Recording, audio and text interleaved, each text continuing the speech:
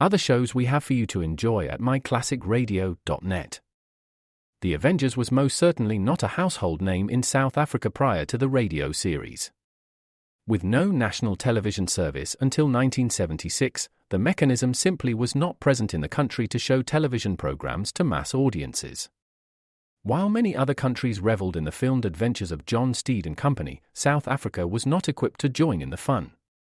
The series took Britain by storm and made a major impression in the American markets, being that greatest of rarities, a British series given a network transmission slot. However, as a filmed series, rather than a videotaped one, The Avengers was able to gain a modicum of exposure in South Africa through film rentals. Come and listen at myclassicradio.net. Other shows we have for you to enjoy at myclassicradio.net. 21 Precinct was a police drama broadcast on CBS from July 7, 1953, to July 26, 1956. It initially served as a summer replacement for My Friend Irma. The show was produced in cooperation with the Patrolmen's Benevolent Association of City of New York and adaptations from True Criminal in New York. The Policeman's Point of View. Historically, the 21st Precinct had been located near Gramercy Park, Manhattan. In 1929, the department reorganized the precinct numbering, and 21st designation was discontinued. No such precinct existed during the run, nor does a 21st precinct exist. However, the fictional precinct's territory closely corresponds to that of the Upper Side's 23rd precinct since 192. Come and listen at myclassicradio.net.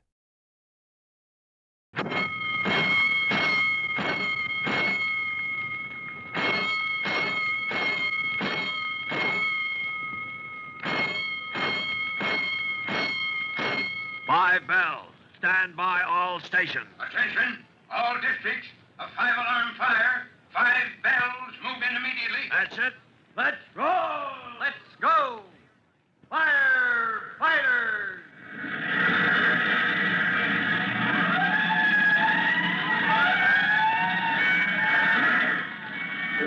Presenting Firefighters, the true-to-life story of our unsung heroes who stand ready to ride by day or night against our most murderous enemy, the demon of fire.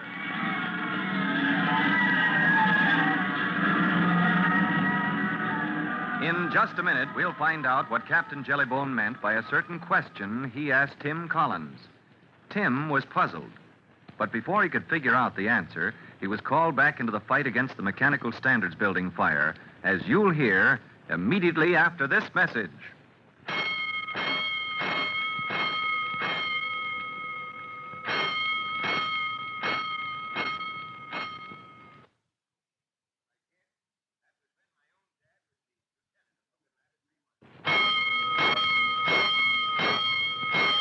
Let's go, firefighters. Let's go to the scene of the fire in the Mechanical Standards Building. As you remember, Tim Collins and Captain Jellybone of the Rescue Company escaped from the basement corridor just in time after releasing Mr. Lawley, an officer of the company, who had been trapped in an underground vault where he had gone to lock up some valuable records in the fireproof and flood-proof compartments.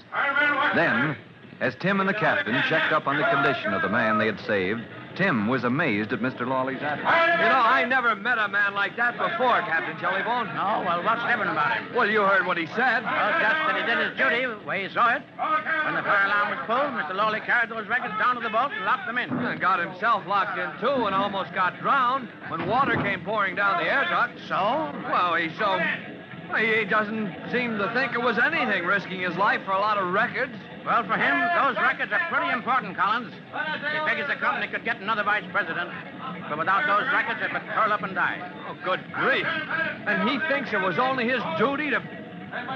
Captain Jellybone, you know something? Yeah?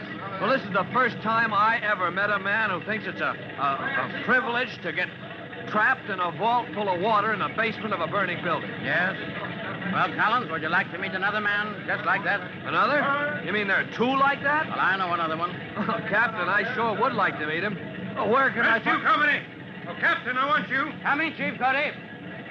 I'll tell you later, Collins. I'll fix it for you to meet the man that I have in mind. Yes, Captain, while you and your men were underground, Company 209 took charge of your foam generator. Right, sir. Lieutenant Greenspan is watching the area near the garage where the gasoline is stored. Release Greenspan to take a line of hose into the building. I want to beat that flame back from all sides. Right, Chief. Collins. Here, Captain. You heard the Chief. Find Lieutenant Greenspan and relay Chief Cody's orders. Yes, sir. Then return to the rescue wagon. Now, if that gasoline starts a blaze that needs to be smothered, you'll act as fight man. Yes, sir. I'm to take the hose in and strangle the blaze with foam. Right. Now get hold of Lieutenant Greenspan now. Yes, sir. Rescue company, all hands come in. Shot men, get your pikes and poles. Get inside. Clear the way for my line to hose. We're going inside and beat her down. Now, Chief Cody sends his men into the smoldering shell of the Mechanical Standards building to give the final blow to the dying fire. And soon afterward, he commands... All right, boys. That fire is done for. Last call, companies. Pick up and go home. That's what us do, Chief Cody. Oh, how about that gasoline, Captain? Well, we took precautions, Chief. When the fire got hot, you could see the storage tanks were getting ready to blow So you covered them? with a blanket of foam. Good. Now the fire's done for, and in any case, that storage space is airtight. The foam is so thick that gasoline will be safe for 100 years if we don't dig it out. Good work, Captain. With the Chief's permission, I'll get my boys back to quarters and report in service. On your way, then. Oh, Captain. Yes? You're a new man in the rescue company. Young Collins? Young Collins. Are you satisfied with him? Chief, I'll tell you something. Huh? Down there in that basement with the whole building creaking and groaning overhead, we didn't know if we'd get out in time or not. Well, neither did I. Thought we'd be digging for you all night. Well, how did Collins take it in the pinch? Chief, I put it up to him. I said, boy, you know we may not get out. You've got a right to be scared. And? He didn't know what I was getting at. Said we did our job, didn't we? We got that man safe out in the vault. So who cares if the roof falls in, huh? That's it, Chief. As long as he gets his job done, nothing bothers him. So, what do you mean I'm satisfied with young Collins? Just let's see you try and get him away from me. All right. He's yours, Captain, as long as you need him. But how about the other men in your company? They used to him yet? Well, I think Smokey McBride and his pal Mushnowski are warming up to the boy. I'll know when we get back to quarters. How's that, Captain? Well, my boys are peculiar, Chief. Yeah, they're all of that. Best in the department. Well, you see, if they let Collins go his own way, that means they're just putting it up with him, see? But if they start loading him down with jobs, yelling at him to help with this and that and the other, well, then he's in. All right, let me know what happens, will you? keep your fingers crossed, Chief. Rescue company, pick up and pack. We're going home. At a slow, safe speed with Private Mushnowski at the wheel, the rescue wagon rolls back to quarters. And as the wagon reaches its base, Mushnowski yells, Hey, you, Collins. What do you have, Mushnowski? Come on. You're going to ride all the way. Get off, will you? Block that traffic so I can back into the house. Okay, don't blow a gasket. All right, Marsh, he's got the traffic stopped. Bang her in. Don't blow a gasket, he says. What a wise guy.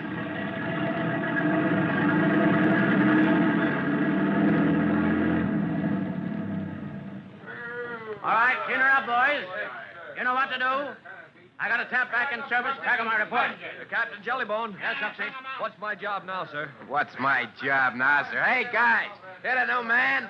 What's my job now, sir? Oh, they're going to start riding me again. I thought I settled that once. Now, hold on, Collins. Don't you get your dander up. Well, sir, I've tried fighting them. I've tried minding my own business. I've tried everything. Hold on now. You just wait and see Hey, what... Huxley, Yeah? hear what Smokey says? No, I didn't hear what Smokey said. Smokey says you got to help him shine up the foam generator where it's all full of goop. All right, I'll... And Cobble says you got to hook up some new tanks for the cutting torch, which you and Smokey and the captain, you went and used up all as a settlement. Okay, So soon what as you I got to do first? You got to help me clean up the wagon. Oh, hey, wait a minute now. Listen, where do I Come start? on. Don't stand around like your feet were stuck in your pocket. We got work to do. Yeah, but you can't... You're in, boy. Sir? I said you're in.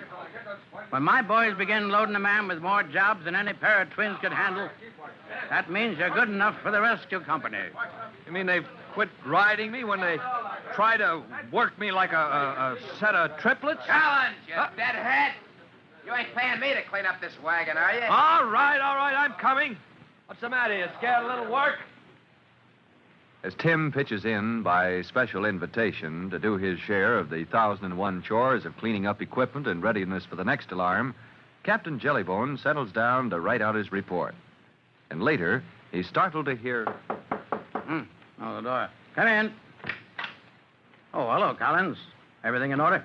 Ready for service, Captain, right down to the shine on Mushnoski's shoes. Huh? Shoes? Well, Smokehead McBride got to talking out of turn, Captain, so we, Yes. Well, Mush and I made him shine our shoes. He's working on mine now, sir. That's why I'm still wearing my boots. Huh? Getting along all right with the company, are you? Not like this morning when you came in and they began riding the new man to death. Oh, no, sir. Gee, they're a great gang. Yes, you bet they are, Collins. You know, I never expected they'd let me sort of fit into things so soon. I wonder why. Collins, you remember you said you never met a man before that would do his job, even if it got him burned or drowned or smashed up? Yes, sir. And you said you know a man like that, and did I show him to you? Yes, sir. Well, I will. Oh, when, sir? Now, here's his picture here on my desk. Oh, let's see. Oh, hey, that's my dad's picture. That's Ben Collins, all right. Remember him as well as... I never saw this one before, Captain. That was taken just after he was made chief. That's why the boys have taken you into the rescue company so fast, Collins. On account of Dad? But, gee... No. Because you take after him, son. Because you're a chip off the old block. Now go out to the assembly room. Yes, sir. And call Mushnoski. I got a job for you two. Well, now, what do you suppose Captain Jellybone wants Tim Collins and Private Mushnoski to tackle? The jobs the rescue company can do are so many and varied, it could be anything. But this time, even Tim Collins is going to be surprised when Captain Jellybone sends him out fishing in our next true-to-life episode of The Firefighters. Now, in just a moment, Chief Bob Cody will tell you, boys and girls, how you can help the firefighters in your own hometown. But first, here's a message you ought to hear.